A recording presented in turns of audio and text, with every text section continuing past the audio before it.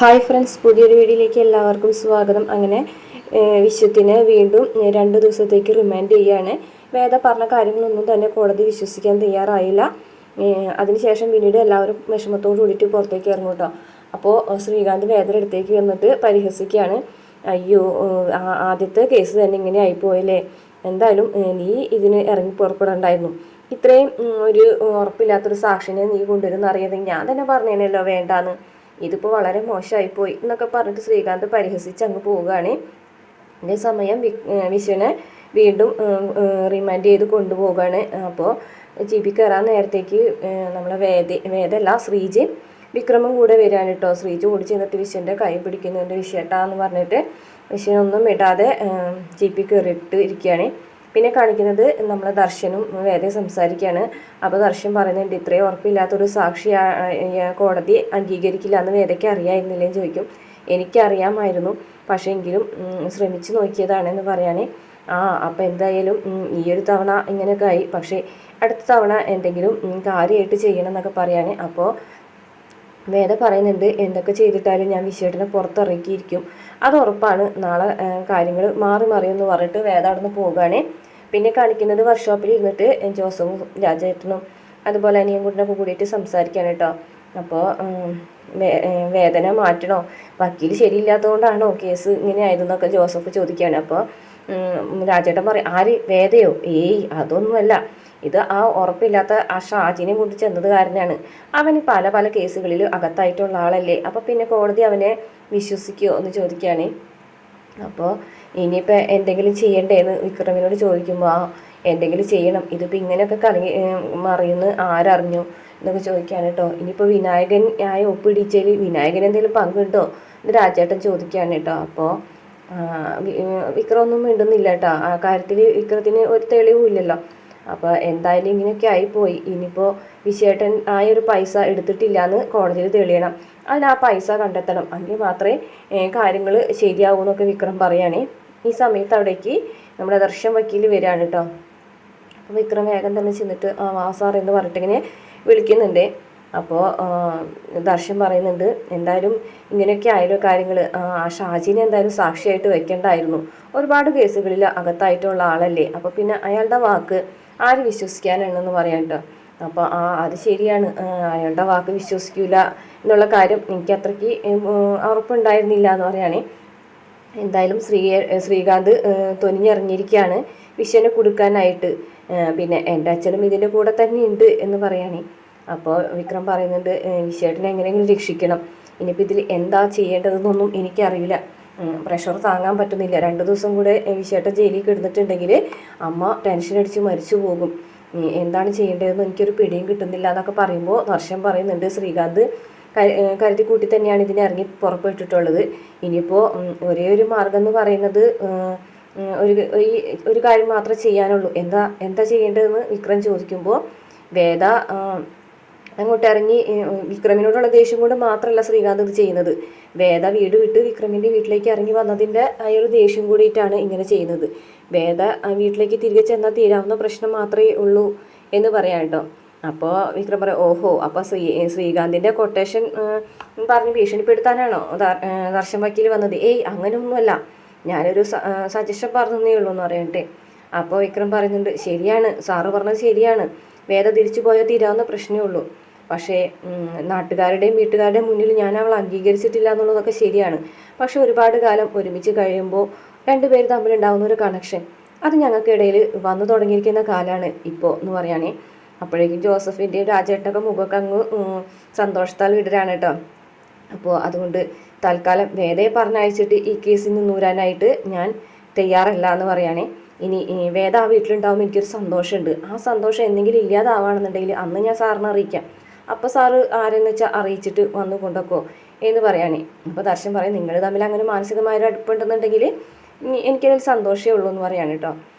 അപ്പോൾ വിശ്വേട്ടനെ ഇറക്കാനായിട്ട് വേറെ എന്തെങ്കിലും വഴി കണ്ടെത്തുന്നുണ്ടെങ്കിൽ എന്തെങ്കിലും ഒരു ഐഡിയ കിട്ടിയിട്ടുണ്ടെങ്കിൽ ഞാൻ നിങ്ങളെ അറിയിക്കാമെന്ന് പറഞ്ഞിട്ട് ദർശനം അവിടെ നിന്ന് പോവുകയാണ്.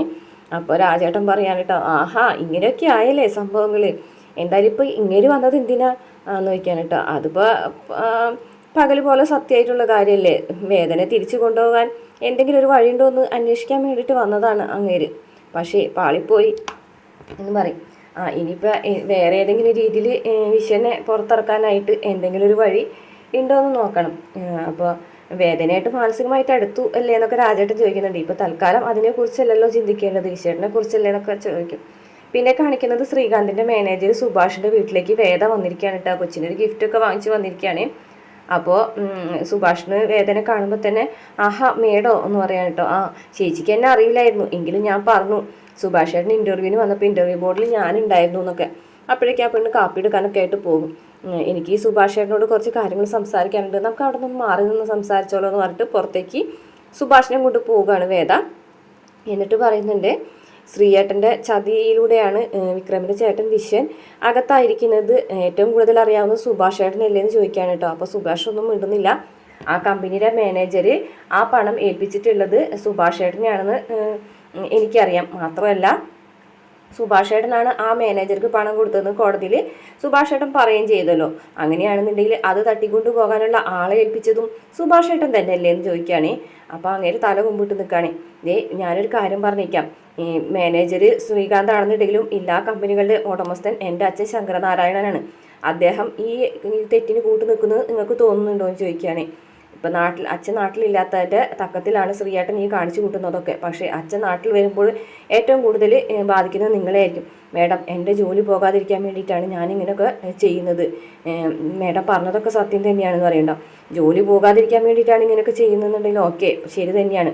പക്ഷേ നാളെ കോടതിയിൽ അത് മാറ്റി പറയണം, സത്യം തുറന്നു പറയണം. അയ്യോ മേഡം, ഇനി അതിനെക്കുറിച്ച് സംസാരിക്കാൻ താല്പര്യമില്ല. അച്ഛൻ വരുന്നത് വരെ മാത്രമേ ഈ ജോലിയിൽ സുഭാഷായിട്ട് പിടിച്ചു നിൽക്കാൻ പറ്റുള്ളൂ. അച്ഛൻ അറിഞ്ഞിട്ടുണ്ടെങ്കിൽ അറിയാലോ എന്താ സംഭവിക്കാന്ന്. അപ്പോഴും ജോലി പോകും, അതല്ലേ അപ്പോൾ അതിനേക്കാളും നല്ലത് സത്യം തുറന്നു പറയുന്നതല്ലേ എന്ന് ചോദിക്കുകയാണ്. അപ്പോൾ സുഭാഷ് ശരി മേഡം, ഞാൻ തുറന്നു പറയാം എന്ന് പറയാൻ കേട്ടോ.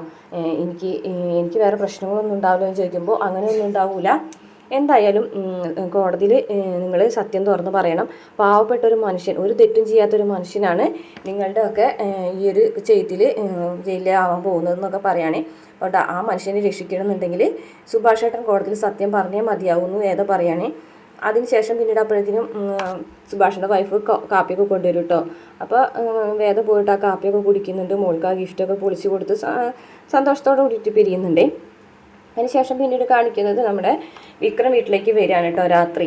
അങ്ങനെ റൂമിലേക്ക് കയറി ചെല്ലുമ്പോൾ കാണുന്നത് വേദ ഇങ്ങനെ ഇരിക്കുകയാണ് കേട്ടോ. വിക്രമിനെ കണ്ട വഴിക്ക് കണ്ണൊക്കെ തുടയ്ക്കുന്നുണ്ട്. അപ്പോൾ വിക്രമിന് മനസ്സിലായി വേദ ഇരുന്ന് കരയാണെന്ന്. അപ്പോൾ വേഗം തന്നെ വേദയുടെ അടുത്തേക്ക് വന്നിട്ട് ഇരിക്കുകയാണ്. എന്താ വേദാളം, ഒറ്റയ്ക്ക് ഇരുന്ന് കരയാണോ എന്ന് ചോദിക്കുകയാണ്. അപ്പോൾ ഒന്നും മിണ്ടില്ല കേട്ടോ. ഞാനിങ്ങനെ ഓരോന്ന് ആലോചിച്ചിട്ട് എന്ന് പറയുമ്പോൾ എനിക്ക് മനസ്സിലായി, വീട്ടിൽ വഴക്കുണ്ടായിട്ടുണ്ടാവുമല്ലേ, എന്തായാലും കോടതിയിൽ വേദ ഹാജരാവാണ്ടായിരുന്നു എന്നൊക്കെ പറഞ്ഞിട്ടായിരിക്കും പ്രശ്നം അല്ലേ എന്ന് ചോദിക്കാൻ കേട്ടോ. അപ്പോൾ അങ്ങനെ പറഞ്ഞിട്ടൊരു മൂളലും മുഴുവൻ കേട്ടോ. അത് സാരില്ല, അവരുടെ മനസ്സൊക്കെ വിഷമിച്ചിരിക്കല്ലേ, അതുകൊണ്ടായിരിക്കും അവരങ്ങനെ പറഞ്ഞത്. നീ ആ കാര്യം ആലോചിച്ച് വിഷമിക്കാതിരിക്കുക, കരയൊന്നും വേണ്ട, അതിൻ്റെ ആവശ്യമൊന്നുമില്ല. എന്തായാലും ഇതിനു വേണ്ടി ഇറങ്ങി തിരിച്ചില്ലേ, നമുക്കൊരു കൈ നോക്കാം എന്ന് വിക്രം പറയാണ് കേട്ടോ. അപ്പോൾ വേദയ്ക്കൊരു ആശ്വാസമായി. അപ്പോൾ വേദ പറയുന്നുണ്ട് നാളെ കോടതിയിൽ കാര്യങ്ങൾ മാറി മറിയും, ഒരു സാക്ഷിയെ ഞാൻ ഹാജരാക്കുന്നുണ്ടെന്ന് പറയട്ടോ. അതൊക്കെ നാളെ കോടതിയിൽ വെച്ച് കാണാമെന്ന് പറയുകയാണേ. പിന്നെ ആ ഒപ്പാണ് ഇപ്പോൾ ആകെ പ്രശ്നമായിട്ടുള്ളതെന്ന് പറയട്ടോ. ഫ്ലാറ്റ് വാങ്ങാനായിട്ട് 5 ലക്ഷം രൂപ വിശേഷം കൊടുത്തു എന്ന് പറയുന്നത് വിശ്വസിക്കാൻ പറ്റുന്നില്ല എന്ന് പറയണേ. അപ്പോൾ വേദ പറയുന്നുണ്ട് അങ്ങനെ ഒരു ഒപ്പ് വിനായകേട്ടൻ ഇടിപ്പിച്ച് കൊടുത്തതല്ലേ ചിട്ടിയുടെ കാര്യത്തിൽ, ആ ചിട്ടിയുടെ ഉടമസ്ഥൻ ആരാണെന്ന് വിക്രത്തിന് അറിയാൻ ചോദിക്കുമ്പോൾ ഇല്ല എന്ന് പറയുമ്പോൾ ദർശൻ്റെ അച്ഛനാണ് അതിൻ്റെ ചിട്ടിയുടെ ഓണർ എന്ന് പറയുന്നത്. ദർശൻ്റെ അച്ഛനോ എന്ന് ചോദിക്കണം. അതെ. അപ്പോൾ ശരിക്കും ഇതൊരു പ്ലാനിങ് തന്നെയാണ്. പക്ഷേ ഞാൻ വിനായകേട്ടനോട് ചോദിച്ചു ആ ഒരു ചിട്ടി ദർശൻ്റെ അച്ഛൻ്റെ ആണെന്ന് അറിയാമെന്ന് ചോദിച്ചപ്പോൾ ഇല്ല എന്നാണ് പറഞ്ഞത്. അപ്പോൾ ജോലിയുടെ കാര്യം പറഞ്ഞപ്പോഴും വിനായകേട്ടൻ അങ്ങനെ തന്നെയാണല്ലോ പറഞ്ഞത്, ശ്രീയേട്ടൻ്റെ ഓഫീസാണെന്ന് അറിയില്ല എന്നാണല്ലോ പറഞ്ഞത്. ഇതും അങ്ങനെ തന്നെയാണ് പറയുന്നത്. പിന്നെ ഒരുപാട് റിയൽ എസ്റ്റേറ്റിനുമായി ആൾക്കാരുമായിട്ട് ബന്ധമുള്ളത് കൊണ്ട് അത് വിശ്വസിക്കാതിരിക്കാനും കഴിയുന്നില്ല എന്ന് പറയാം കേട്ടോ. അപ്പോൾ ആ ഓഫീസിൽ ചെയ്യുന്ന ഒരാളുടെ ഒപ്പ് കോപ്പി അടിക്കാൻ വേണ്ടി മാത്രം ഇങ്ങനെ ഒരു ഒപ്പ് ഇടിക്കുമോ എന്ന് ചോദിക്കാൻ കേട്ടോ. അതിന് വേണ്ടിയിട്ടല്ല അവർ അങ്ങനെ ചെയ്തത്. വിശേട്ടൻ്റെ ഒപ്പ് വെച്ചിട്ട് 5 ലക്ഷം രൂപ ഫ്ലാറ്റിൻ്റെ അഡ്വാൻസ് കൊടുത്തു എന്ന് വരുത്തി തീർക്കാൻ വേണ്ടിയിട്ടാണ്. 5 ലക്ഷം മോഷ്ടിച്ചിട്ടുണ്ടെങ്കിൽ ആ 5 ലക്ഷം വിശേട്ടൻ എന്ത് ചെയ്തു എന്നുള്ളത് അവർക്ക് തെളിവ് വേണ്ടേ, അതിന് വേണ്ടിയിട്ടാണ് അങ്ങനെ ചെയ്തതെന്ന് പറയട്ടോ. അപ്പോൾ വിക്രം വേഗം എഴുന്നേറ്റ് പോവുകയാണ്. എങ്ങോട്ട് പോകുന്നതെന്ന് ചോദിച്ചിട്ട് വേദ പിടിച്ച് നിർത്താണേ. അപ്പോൾ പറയാം വിനായകേട്ടനോട് ചോദിക്കേണ്ട ഏതെന്ന് ചോദിക്കുകയാണ്. ചോദിച്ചിട്ട് എന്തെങ്കിലും കാര്യമുണ്ടോ? വിനായകേട്ടൻ അറിയില്ല എന്ന് തന്നെയല്ലേ പറയുള്ളൂ. ഇതിപ്പോൾ അറിയില്ല എന്നുള്ളത് തെളിയിക്കാനായിട്ട് നമ്മുടെ കയ്യിൽ രേഖകളൊന്നുമില്ല. അപ്പോൾ വെറുതെ ചോദിച്ചിട്ട് കാര്യമില്ല. പിന്നെ മറ്റേ വിനായകേട്ടനെ സംശയത്തിൻ്റെ മുൾമുനയിലാണെന്ന് ഉറപ്പിക്കാൻ അങ്ങനെ പറഞ്ഞിപ്പോൾ ബുദ്ധിമുട്ടിക്കാനും പാടില്ല. കാരണം നമ്മളൊരു കാര്യത്തിന് ഇറങ്ങി തിരിച്ചിരിക്കല്ലേ എന്നൊക്കെ ചോദിക്കുകയാണ് കേട്ടോ. അപ്പോൾ ശരി എന്ന് പറഞ്ഞിട്ട് വിക്ര അങ്ങനെ നിൽക്കും കേട്ടോ. പിന്നെ വേദ പറയാണ് കുറേ നാൾ കൂടിയിട്ടാണ് വിക്ര എന്നോട് ഒരിത്തിരി കൂടെ അടുപ്പത്തിൽ പെരുമാറിയത്. അതെന്തായാലും എനിക്ക് സന്തോഷമായിട്ടുള്ള കാര്യമാണെന്നൊക്കെ പറയും കേട്ടോ. അപ്പോൾ വിക്രം പറയുന്നു വിശ്വത്തിന് വേണ്ടിയിട്ട് ഇത്രയും അധികം നീ കഷ്ടപ്പെടുന്നില്ലേ, അതുകൊണ്ടാണ് എന്ന് പറയട്ടോ. പിന്നെ ദർശൻ വന്ന കാര്യം കൂടിയിട്ട് വേദനയോട് പറയുന്നുണ്ട് കേട്ടോ. നിന്നെ വീട്ടിലേക്ക് പറഞ്ഞയച്ചിട്ടുണ്ടെങ്കിൽ തീരാവുന്ന പ്രശ്നമേ ഉള്ളൂ എന്നാണ് ദർശൻ എന്നോട് പറഞ്ഞത്. അപ്പോൾ ഞാൻ പറഞ്ഞതേ വിശ്വേട്ടൻ്റെ കേസ് ജയിച്ച് വരട്ടെ, ജയിച്ച് വന്നില്ലെങ്കിൽ തിരിച്ച് പറഞ്ഞയക്കാമെന്നാണ് പറഞ്ഞതെന്ന് പറഞ്ഞിട്ട് ചിരിക്കുകയാണ് കേട്ടോ. അപ്പോൾ രണ്ടുപേരും അങ്ങനെ പരസ്പരം ഒരു പ്രണയത്തോട് കൂടിയിട്ട് അങ്ങോട്ടും ഇങ്ങോട്ടും പരസ്പരം നോക്കി ചിരിച്ചും കണ്ട് വിക്രം അങ്ങോട്ട് പോകുന്നുണ്ട്. പിന്നെ കാണിക്കുന്നത് പിറ്റേ ദിവസം കോടതിയിൽ വിശ്വത്തിനെ ഹാജരാക്കുകയും വേദ വാദിക്കുകയൊക്കെ ചെയ്യുന്നതാണ് കേട്ടോ. അപ്പോൾ വേദ പറയുന്നുണ്ട് ഇന്നലെ പറഞ്ഞ അതേ കാര്യം ഒന്നും കൂടെ ആവർത്തിക്കുകയാണ്. ഒരു തെറ്റും ചെയ്യാത്ത ഒരു പാവപ്പെട്ട മനുഷ്യനെയാണ് ഈ ഒരു കേസിൽ SK ട്രേഡേഴ്സ് കുടുക്കിയിട്ടുള്ളത്. അതിൻ്റെ പ്രധാന കാരണം അദ്ദേഹത്തിൻ്റെ അനിയനായ വിക്രം സുധാകരനെ ഈ SK ട്രേഡേഴ്സിൻ്റെ പെങ്ങളായ ഞാൻ എന്ന വേദ ശങ്കരനാരായണൻ ഇറങ്ങിപ്പോകുന്നതിൻ്റെ പേരിലാണ് ഈ കേസ് കെട്ടിച്ചമച്ചിട്ടുള്ളതെന്നൊക്കെ വേദ പറയാൻ കേട്ടോ. പെങ്ങളെ കൊണ്ടുപോയതിൻ്റെ ദേഷ്യം തീർക്കാൻ വേണ്ടിയിട്ടും പെങ്ങളെ തിരികെ വീട്ടിലേക്ക് എത്തിക്കാൻ വേണ്ടിയിട്ടുമാണ് ഈ പാവപ്പെട്ട മനുഷ്യനെ ഈ കള്ളക്കേസിൽ കുടുക്കിയിട്ടുള്ളതെന്നൊക്കെ വേദ അവിടെ വാദിക്കുകയാണ്. അപ്പോൾ എതിർ വക്കീൽ ഇരുന്നിട്ട് ഒബ്ജക്ഷൻ പറയാൻ കേട്ടോ. അപ്പോൾ എതിർ വക്കീൽ ഇരുന്നിട്ട് പറയുന്നതാണ് ഇതൊക്കെ വെറുതെ നമ്മുടെ വക്കീൽ കഥകളൊക്കെ ഉണ്ടാക്കുന്നതാണ്. പെങ്ങളെ ഒളിച്ചോടി മറ്റൊരാളെ കൂടെ പോയി എന്ന് വിചാരിച്ചിട്ട് പെങ്ങളെ കല്യാണം കഴിച്ച ആളുടെ ചേട്ടനെ എന്തിനാണ് കേസിൽ കൊടുക്കുന്നത്? ഇതൊക്കെ എവിടെയും കേൾക്കാത്ത കാര്യങ്ങളാണല്ലോ എന്നൊക്കെ അയാൾ പറയാണ് കേട്ടോ. അപ്പോൾ വേദ പറയും ശരിയാണ്, ഇതൊക്കെ എവിടെയും കേൾക്കാത്ത കാര്യങ്ങൾ തന്നെയാണ് നടക്കുന്നത്. പക്ഷേ ഇതിലേക്കായിട്ട് ഒരു തെളിവ് ഞാൻ കൊണ്ടുവന്നിട്ടുണ്ട്. ആ തെളിവ് സമർപ്പിക്കാനായിട്ട് കോടതി അനുവദിക്കണം എന്ന് പറയുമ്പോൾ കോടതി അതിന് യെസ് പറയുകയാണ്. അങ്ങനെ വേദ ഒരു പേപ്പറിൻ്റെ കഷ്ണം, അതായത് ഒപ്പിട്ടതെന്തോ ഒരു പേപ്പറിൻ്റെ കഷ്ണം കൊടുക്കാൻ കേട്ടോ. അപ്പോൾ ഈ വാദം കേൾക്കാനായിട്ട് ശ്രീജയും നമ്മളെ വിക്രമും ശ്രീകാന്തും എല്ലാവരും ഉണ്ട്. ആ ഒരു തെളിവ് വേദ അവിടെ വെച്ച് കൊടുക്കുമ്പോൾ അത് ജഡ്ജിക്ക് കൈമാറുന്നുണ്ട് അവിടെ ഇരിക്കുന്ന ഒരു സ്ത്രീ. അപ്പോൾ അത്രയാണ് കേട്ടോ ഇന്നത്തെ എപ്പിസോഡിൽ കാണിച്ചിട്ടുള്ളൂ. വാദവും പ്രതിവാദങ്ങളും അങ്ങനെയൊന്നും തുടങ്ങിയിട്ടില്ല. അപ്പോൾ ഇന്നത്തെ വീഡിയോ ഇഷ്ടപ്പെടുകയാണെങ്കിൽ മറക്കാതെ നമ്മുടെ ചാനൽ സബ്സ്ക്രൈബ് ചെയ്ത് സപ്പോർട്ട് ചെയ്യണം കേട്ടോ.